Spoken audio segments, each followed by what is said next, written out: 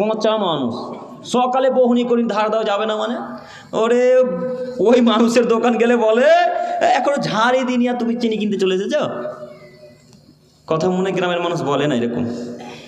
হয়তো আপনাদের এই গ্রামে নাও ঘটতে পারে, কিন্তু আমরা তো ওই গ্রামেরই মানুষ, আমরা বুঝি এই সমস্ত কথাবার্তা। হিন্দুরা বলে, হিন্দুরা যতক্ষণ পর্যন্ত ঝাড়ু না দিবে, যতক্ষণ পর্যন্ত ওই তারাজুতে ওই মিজানে যতক্ষণ পর্যন্ত পানি দিয়ে ঝাড় না ঝাড়বে, যতক্ষণ দুর্গার সামনে, কালীর সামনে, গণেশের সামনে এইভাবে মাথা নত না করবে, ততক্ষণ পর্যন্ত কোনো মানুষকে 1 টাকার কোনো জিনিস বিক্রয় করবে না।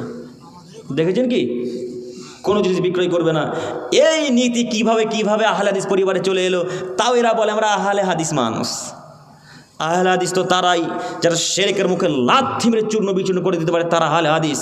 সলফে মানহাজের লোক তো তারাই যারা বেদাতের মুখে লাথি মেরে চূর্ণ বিচূর্ণ করে দিতে পারে, তারা সলফে মানহাজের লোক। আহলে হাদিস সলফে মানহাজের লোক তো তারাই যারা বেদাতকে আশ্রয় দেয় না, একেবারে বেদাত আসার সাথে চূর্ণ বিচূর্ণ করে বাইরে লাথি মেরে ছুড়ে ফেলে দেয়, তারা হলো আসল আহলে হাদিস, তারা হলো প্রকৃত মুসলমান। কি করে আপনি নাম দিচ্ছেন আহলে হাদিস, আর বাড়িতে যত বেদাতি প্রথা, বাড়িতে যত শিরকি প্রথা সব আপনার বাড়িতে চালু।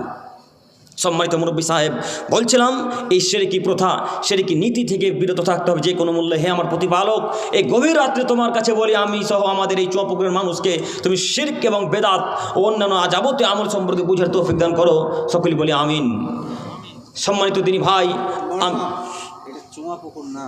কি তাহলে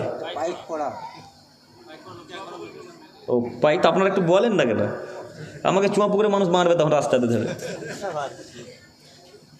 পাইক পাড়া না?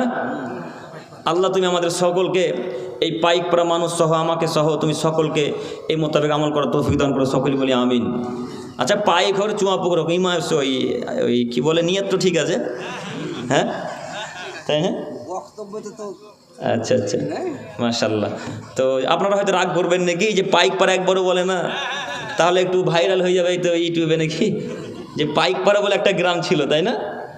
তো যাই হোক, এটা পাইক পাড়া। আল্লাহ তুমি আমাদের সকলকে তোমরা আসলে পদ্ধতিতে চলা তৌফিক দান করো। সকলে বলি আমিন।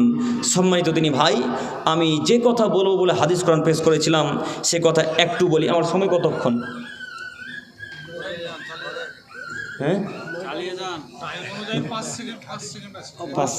5 মিনিট। আচ্ছা আচ্ছা আচ্ছা, আসলে তো বক্তা ডাকেন। সম্মানিত তিনি ভাই,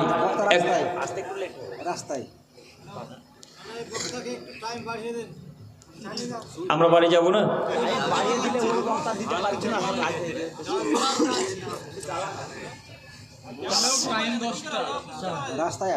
সম্মানিত দিনী ভাই ও বোনেরা, একটু আমার দিকে তাকান।